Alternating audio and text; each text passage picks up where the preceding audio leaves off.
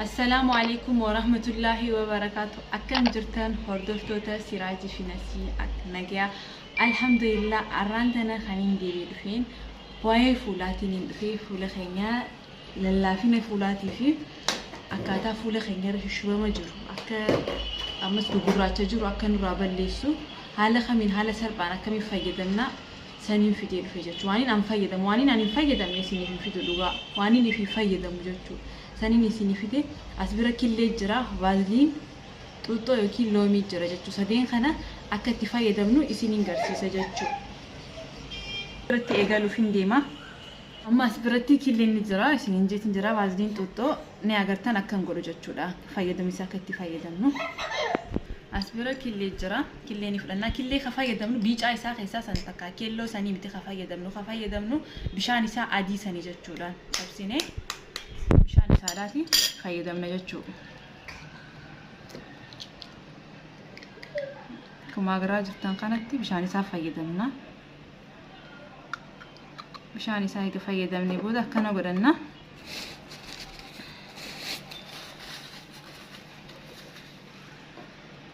سنبودا أسبرا وازلين تجرى جتشو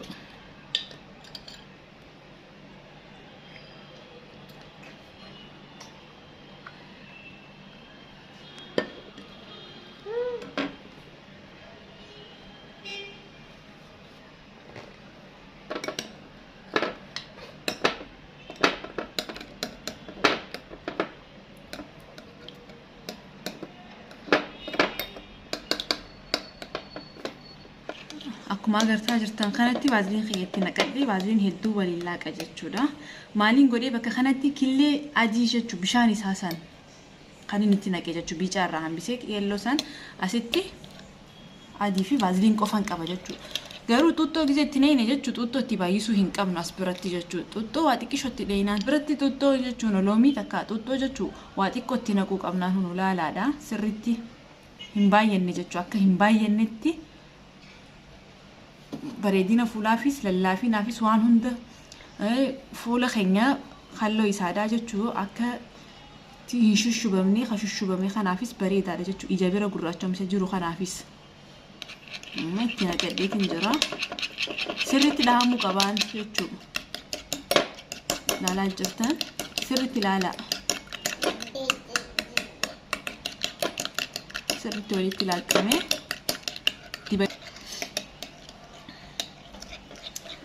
لا لا لا سرتي جتشو سرتي ولله كسلا بازدين دفينا ما فونته هنجو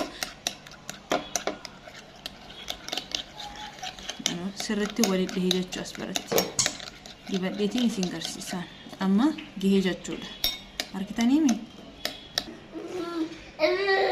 أما بقى في جيتين جرا جتشو الخيسلا كمي يبديتي سينجر سيسان وفولا خيسان دورة جتشو قالوا أما أنتنا ولتي لايني خنن سينجر سيسجتشو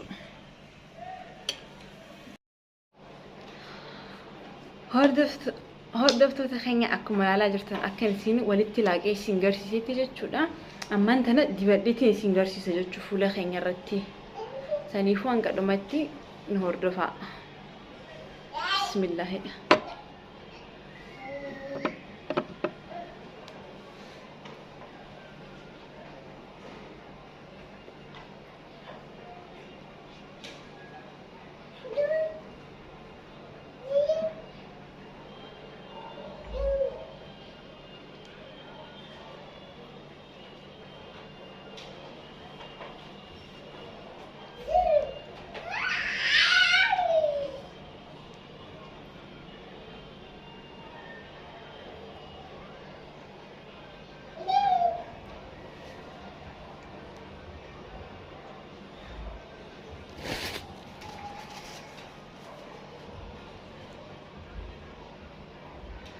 أكو مركان جرتان قناتي أكان ديبني جتشو أما ديبدي هناني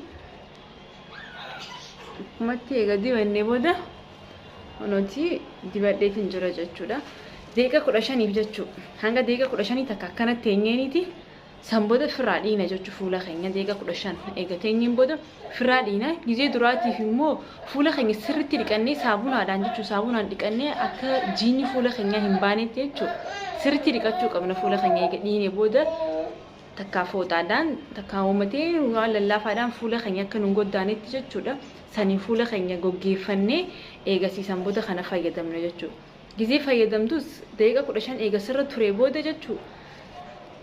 Takka sooftii takka waan nuuni lallaafaa carqii lallaaftu takka sooftiidhaan sirritti jechuudha ofirraa xareena jechuudha. Eega daqiiqa 15 dura ture booda. Amma akka gartan kanatti daqiiqa 15 eegatee booda fuula keenya ammaan tana maaliin ofirraa xareena jechuudha. Dhiqachuu keenya dura jechuudha. Sooftiidhaan ofirraa kaasna jechuudha akkatti xareena. Sooftiidhaan ofirraa xareena jechuudha fuula keenya akkatti. Sooftiin sirriitti xareeneeti. Sooftiidhaan jechuudha dura sooftiin xareena gizibannee daqiiqa 15 teenyame. Akka ofirraa xareenee kan booda dhufee dhiqadhee jechuudha fuula keenya.